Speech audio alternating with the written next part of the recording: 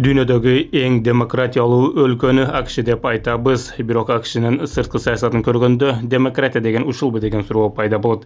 Анткени бул өлкө демократияны орнотобуз деген шылтоо менен көптөгөн мамлекеттерге кийлигишип, айрымдарын талкалап келген. Алардын катарында мусулман өлкөлөр да бар. Assalamu alaikum урматтуу көрүүчүлөр, сиздер менен Бекиш Шамбиров. Бүгүн биз AQSh талкалаган мусулман мамлекеттери тууралуу кеп кылабыз. Эмнеге AQSh мындай кадамга барды? Чын эле демократия орното алдыбы же бул башка максаттар менен байланышканбы деген суроолорго да жооп издейбиз. Антон каналга катталып, бул видеого бир лайк коюп кетиңиздер. Биз баштадык. Биринчи кеп кыла турган өлкөбүз бул Ливия. Африка материгинде чоң аймакта жайгашкан бул мамлекетти 42 жыл бою Муаммар Каддафи аттуу күчтүү лидер башкарып турган. Бирок бул лидер AQShга жана Европага жакпаган кадамдарга барган эле. Ал кадамдардын бирөөсү африкалык алтын динар түзүү идеясы болчу. Ал келгиле алтынга байланган динар түзөлү. Ошол аркылуу Африка өлкөлөрү эркин соода кылат. Доллардан жана франктан кереги жок болот. Өзүбүздүн валютабыз болот деген сунушту көтөргөн. Ошол учурда Каддафи муунай кирешесин өлкөнүн ичинде калтырып, Ливияда бекер билим берүү, бекер медицинаны арзан турак жайды камсыз кылган. Өлкөнүн адам өнүгүүсүнүн индекси боюнча Африкадагы биринчи орунду ээлеп турган. Бирок батышка мындай лидер кереги жок болгон. Кийин 2011-жылы өлкөдө митингдер чыкканда, аны Каддафи режими күч менен токтотууга аракет кылган. Митингчилердин күчү өлкөнүн армиясына жетпей бара жатканда, НАТО митингчилерге жардам берип, абадан сокку урган. Алар биз карапайым элге жардам берип жатабыз, максатыбыз тынчтык орнотуу жана демократия алып келүү деп жарыялашкан. Бирок аларга эң чоң тоскоол болгон адам Ливиянын лидери экени ачык эле көрүнүп турган. Жыйынтыгында Ливиядагы режим кулады. Каддафи өлтүрүлдү, НАТО жана Батыш өз максаттарына жетти. Бирок AQSh жана Батыш өлкөлөрү Ливиянын келечегин ойлогон эмес. Алар өлкөнү талкалап коюп, андан кийин таштап кеткен. Жыйынтыгында өлкө ичинде жарандык согуш башталып, ар түрдүү топтор, уруулар бүгүнкү күнгө чейин бири-бири менен согушуп келет. Ливия деген өлкө азыркы күндө бирдиктүү мамлекет катары дээрлик жок, ал бөлүнүп чачылып кеткен. Убагында бай болгон бул өлкө бүгүн согуштан башы чыкпай, кедейчилик өкүм сүргөн аймакка айланды. Жада калса, ошол кездеги AQShnын мурдагы президенти Барак Обама да Ливиядагы режим кулагандан кийин өлкөнү кантип сактап калуу боюнча эч кандай так планы болбогондугун ачык моюнга алган. Демек, өлкөдө митинг чыккан учурда ошол мүмкүнчүлүктү пайдаланып AQSh менен НАТО Ливия бийлигин кулатып, андан кийин жоопкерчиликти толук мойнуна албай койгон. Анткени алардын максаты режимди кулатуу болгон. Ал максат ишке ашкандан кийин өлкөнүн тагдыры алар үчүн экинчи планга түшкөн. Эң кызыгы, ушундай согушту баштап бүтүндөй өлкөнү талкалоого алып келген Батыш саясий каталарны жарым-жартылай моюнга алса да, согушту баштаган аткаминерлердин бири да жоопко тартылган эмес. Ливиянын 2026-жылдын март айындагы абалы дагы деле оор жана туруксуз бойдон калууда. Өлкө иш жүзүндө бир нече бөлүккө бөлүнүп кеткен. Экономикасы жана социалдык абалы терең кризисте жашап келет.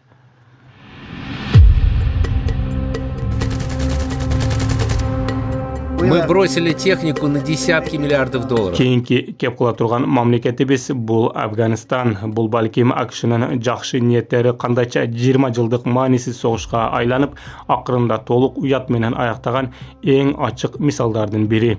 Эгер Ливия тез эле талкаланган болсо, Афганистанды AQSh ондогон жылдар бою демократияны шылтоо кылып, чарчатып, кыйнап, акырында жөн эле таштап кетти.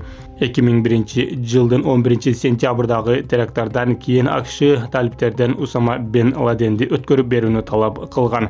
Талиптер биздин тиешебиз жок деп AQShдан далил сураган. Бирок Вашингтон күткөн жок. Ал бат эле Афганистанга согуш ачкан. Расмий себеп терроризмге каршы күрөш жана афган аялдарын куткаруу. Чыныгы жагдай болсо, AQSh дүйнөгө өз күчүн көрсөтүүнү каалаган. Анткени AQShда эң ири теракт болгон жана AQSh кимдир бирөөдөн өч алуу керек эле. Алар өлкөгө кирип, талиптерди бир нече айда кулатты. Бирок Афганистанга демократия орнотобуз деп 20 жылга кармалып калды. Америкалыктар Кабулда өздөрүнө көз каранды өкмөт түздү. Ал өкмөт АКШнын аскердик күчүнө жана миллиарддаган долларына гана таянып турду. АКШ 20 жыл бою күнүнө орто эсеп менен 300 миллион доллар короткон, бирок бул байлыктын пайдасын жөнөкөй алган эле көргөн эмес. Эң коркунучтуу фактылардын бири АКШнын катышуусу учурунда Афганистанда героин өндүрүшү ондогон эсе өскөн, өлкө дүйнөлүк наркоскладка айланган. 2021 жылдын август айында америкалыктар Кабулдан шашылыш чыгып кеткен. Өлкөнү өнүктүрө албаган, демократия орнута албаган Америка акыры баарын таштап чыгып кеткен. Алар кетери менен бийликти кайрадан талибандар колго алган. Жыйынтыгы АКШ 20 жыл бою бул согушка 2 триллион 300 миллиард доллар акча коротту, миңдеген аскерлерин жоготту жана 10 миңдеген афгандыктардын өмүрүнө кыйды. Акырында жөн эле Кабулдун ачкычын кайра эле ошол талибандарга берип кетти. Эми суроо, эгер АКШ чындап эле карапайым элди ойлосо, ушундай кадамга бармак беле? Максаттарына жетиштиби? Эгер максат терроризм менен күрөш болсо, бул толук ийгиликсиздик. 20 жыл ичинде тескерисинче террористтик топтор көбөйдү. Мисалы, ИГИЛдин филиалы пайда болду.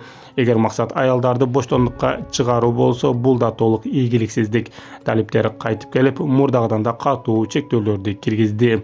Демек, Афганистанга бүгүн демократия келбеди, наркотрафик күчөдү, элдери жакырчылыкта жашайт. АКШнын кол салуусу кайрадан өлкөнү таш дооруна кайтарды. Бүгүнкү күндө Афганистан терең гуманитардык кризистеги өлкө.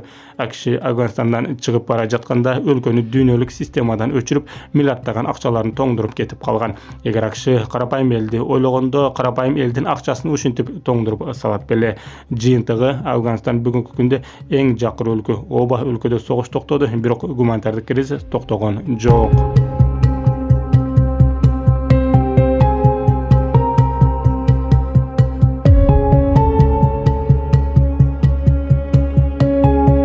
Кийинки мамлекет Ирак. Ирак бул балким тарыхтагы эң ачык жана эң уят мисалдардын бири.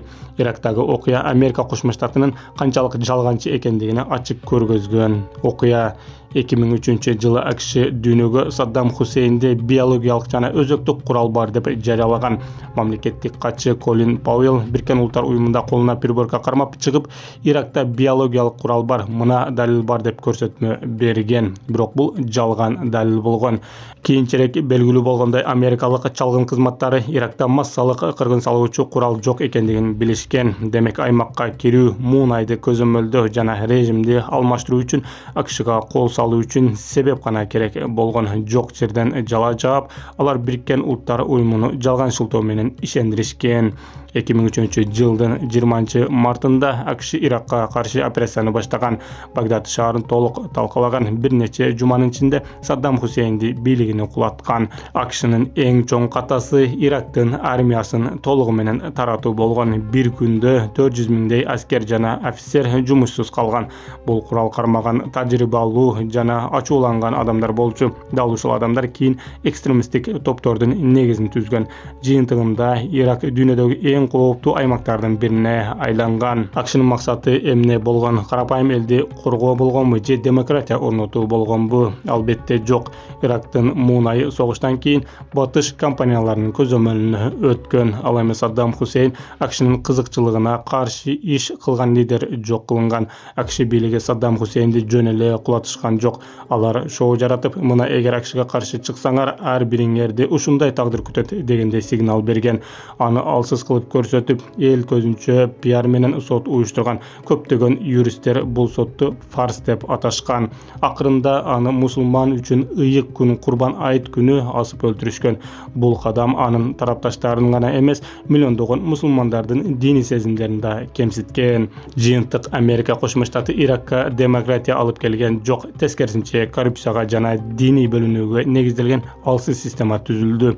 Реалдуу бийлик көп учурда куралчан топтордун колунда калды.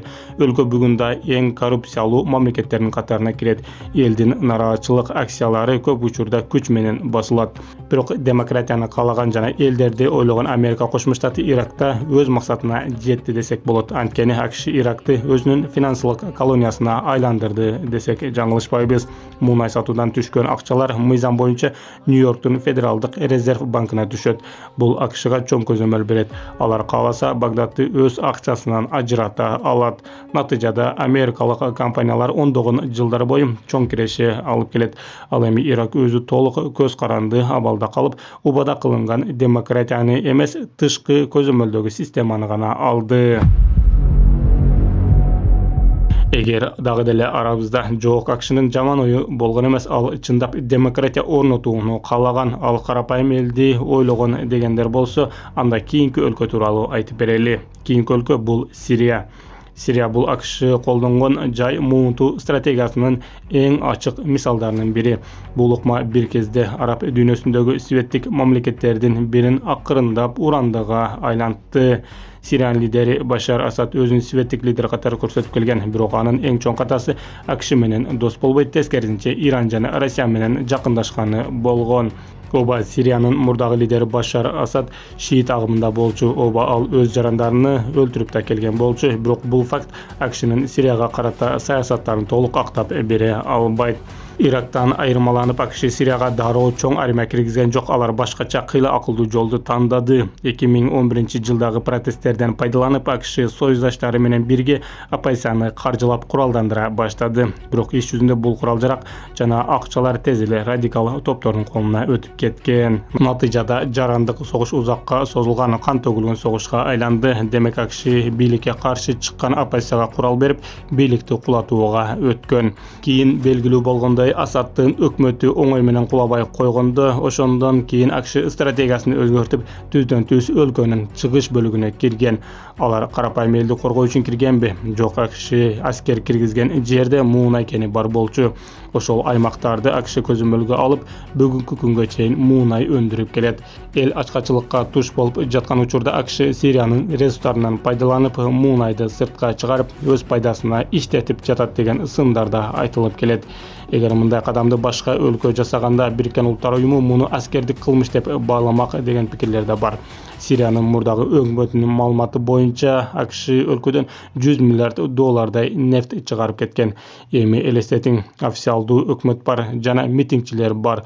Өлкөдө граждандык согуш жүрүп жатат. Ал кезде АКШ Сирияга аскер киргизет, бирок элди ажыратып тынчтык орнотуу үчүн эмес, мамлекет алсыз убакта нефти уурдап чыгып кетүү үчүн аскер киргизет. Юридикалык жактан караганда АКШнын Сириядагы болушу талаштуу, анткени Дамастын расмий чакыруусуда Бириккен Улуттар уюмунун мандаты да жок эле. 2024-жылдын декабрында Асадтын 50 жылдан ашуун бийлиги кулап, анын ордуна Хаят Тахрир аш-Шам уюму бийликке келген. Эң кызыгы, мурда террорист деп эсептелген бул күчтөр акырындык менен батыш менен, анын ичинде АКШ менен байланыш түзө баштаган. Азыркы Сириянын президенти Ахмед аш-Шар АКШнын душманы болгон. Анын өлүмү үчүн АКШ $миллиондогон долларларды сунуштаган. Бирок ал бийликке келген соң АКШ менен мамилени оңдой баштаганда бардык эски душмандыктар кечирилген. Бүгүн Сирия лидери АКШда Трамп менен официалдуу жолугушууларда жүрөт. Бул жерде дагы кош стандарттар тууралуу сөз чыгат. Кечээ террорист деп эсептелген күчтөр бүгүн саясий өнөктөшкө айланып жатат. Бул көпчүлүк эксперттердин пикири боюнча АКШнын негизги максаты тынчтык орнотуу эмес, Асад сыяктуу АКШга каршы чыккан режимди алмаштыруу болгондугун көрсөтөт. Жыйынтык, бүгүнкү Сирия бул Америка Кошмо Штаты үчүн чоң курулуш аянты жана саясий эксперимент. АКШ эми муунайды жөн эле уурдап чыгарып кетпестен, жаңы достук бийлик аркылуу өз таасирин мыйзамдаштырууга аракет кылып жатат. Демек, бул жерде АКШ мусулман өлкөлөрүнө бир гана эскертүү берет. Ким бизге каршы чыкса, биз аны талкылайбыз. Бир эле жалгыз лидерди эмес, бүтүндөй өлкөнү талкылайбыз.